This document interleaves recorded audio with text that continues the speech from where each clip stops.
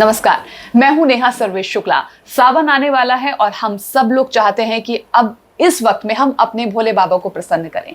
कैसे करें भगवान शिव की घर पर पूजा बहुत ही सरल विधि विधान से, जो कि शास्त्रोक्त हो, जो कि वैदिक विधि विधान से हो, ये हम आपको बताएंगे। हमारे साथ मौजूद हैं आचार्य धर्मेंद्र वत्स जी। आचार्य जी राधे राधे। बताइए क्या रखें पूजा का विधान घर पे?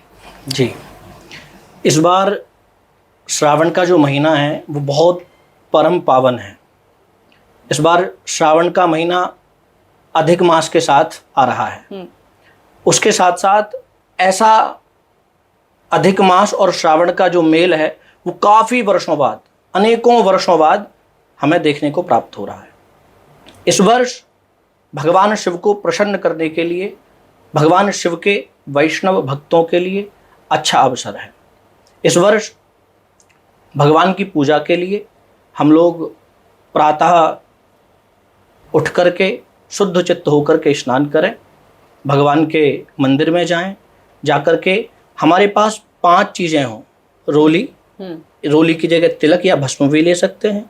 उसके साथ साथ अक्षत, चावल, पुष्प, धूप और दीप, इन 5 चीज़ों को ले जाकर के भगवान की पूजा कर सकते हैं। बहुत सरलतम विधि से, ज़्यादा फैलावा ना फैला करके बहुत सरलतम विधि से पूजा कर सकते हैं। जाएं, भगवान का स्मरण करें बड़े ध्यानपूर्वक। शिव और शालिग्राम, ये 2 देव ऐसे हैं जिनका शास्त्रों में आवाहन का विधान नहीं है। अच्छा। सिर्फ इनका आवाहन नहीं होता है, स्थापना भी नहीं होती है, इनका सिर्फ ध्यान होता है। अन्य कोई भी देवता अगर हम पूजा में आमंत्रित करेंगे या पूजन करेंगे तो उनका आवाहन होता है, सबके अलग अलग मंत्र हैं। लेकिन शिव और शालिग्राम, ये 2 देव ऐसे हैं, इनके आवाहन का कोई मंत्र नहीं है।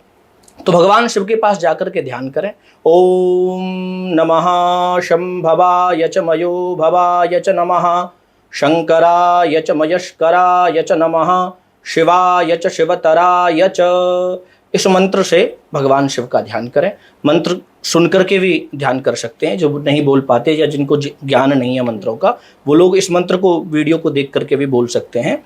अभी इतनी सारी सामग्री आपने बताई है कि भस्म रख लें, रोली रख लें और चावल रख लें, तो ये करने कैसे हैं? कैसे भगवान शिव पे अर्पित करना है?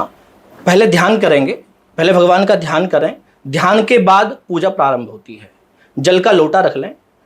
पूजा की पद्धति कभी भी किसी भी प्रकार से रहेगी तो वो अर्घपाद आचमन से प्रारंभ होगी। पहले भगवान को हमने ध्यान किया, भगवान सामने विराजमान है, हमने जल अर्पित किया भगवान को अर्घ के रूप में। अर्घ का अर्थ होता है भगवान के हस्त प्रक्षालन कराए। उसके बाद पाद्य, भगवान के पैर प्रक्षालन कराए। उसके बाद आचमन, भगवान को कुल्ला कराया, भगवान को आचमन कराया। उसके बाद फिर आप दूध है आपके पास तो दूध चढ़ाइए, अगर पंचामृत है तो और अच्छी बात है, पंचामृत से भगवान का स्नान कराइए। फिर पुनः जल से स्नान कराइए भगवान को।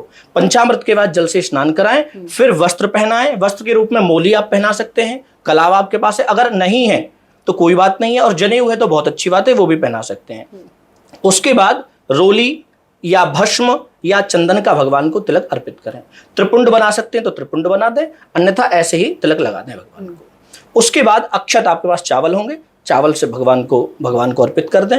अक्षत तिलक के बाद फिर आपके पास या माला है या पुष्प है वो अर्पित कर दें, या उसके साथ साथ आप बेलपत्र लेकर के आपने रखा है या दूर्वा लेकर के रखी है, या कोई भी भगवान को अर्पित करने के लिए जो चीज़ लाए हैं वो अर्पित कर दें। धूप से भगवान की आरती कर दें, दीप से भगवान की आरती कर दें। वैसे मंत्र है दीप से आरती करने का, ओम चंद्रमा मनसो जातश्चक्षोः सूर्यो अजायत, श्रोत्राद् वायुश्च प्राणश्च मुखादग्नि रजायत।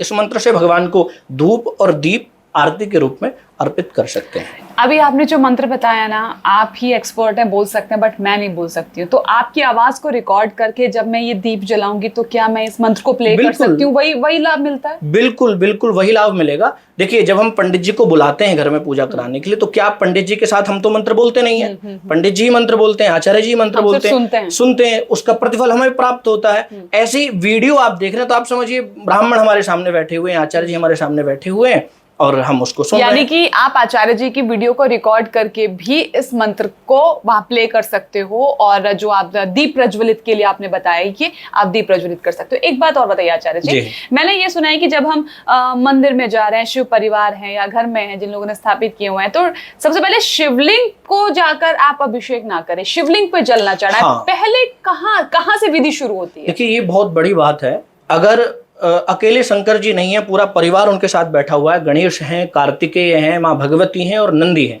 साथ में भगवान के सर्पदेव भी होते हैं, ये पूरा परिवार है इनका। तो जब भी शिवालय में या देवालय में आप जा रहे हैं भगवान शंकर पर जल चढ़ाने के लिए, उनका पूजन करने के लिए, तो सबसे पहले गणेश पूजन से प्रारंभ करें, गणेश जी से प्रारंभ करें। अगर आपके पास कुछ भी नहीं है, कुछ भी आपके पास सामग्री नहीं है, तो कम से कम जल सबसे पहले गणेश जी को चढ़ाएं, फिर माँ भगवती को चढ़ाएं, फिर कार्तिकेय को चढ़ाएं, फिर नंदी को चढ़ाएं, तब प्रधान देवता की पूजा सबसे लास्ट में होती है। आपने सुना होगा ना कि कहीं भी कोई अध्यक्ष बैठा हुआ है मंच पर, कहीं भी कोई कार्यक्रम चल रहा है, तो सबसे अंत में अध्यक्ष बोलता है, मंच का मुखिया जो होता है वो सबसे लास्ट में बुलवाते हैं उससे। ऐसे ही भगवान शिव प्रधान देव हैं, तो प्रधान देव की पूजा सबसे बाद में। पहले गणेश, गौरी, कार्तिकेय, नंदी, सर्प, फिर भगवान शंकर की पूजा प्रारंभ करें। अगर आपके पास कुछ भी सामग्री नहीं है तो सिर्फ जल चढ़ा करके फिर भगवान शंकर की पूजा कर दें, जो भी आपके पास सामग्री है उससे। लेकिन गणेश जी से ही प्रारंभ करना है पूजन, सबसे पहले गणेश जी। तो आज के वीडियो में आपको काफी सारी जानकारियां मिल गई हैं। अगला वीडियो आपको जो जानकारी देगा कि शिवलिंग पर अगर आप जलाभिषेक करना चाहते हैं तो किन वस्तुओं से जलाभिषेक करें।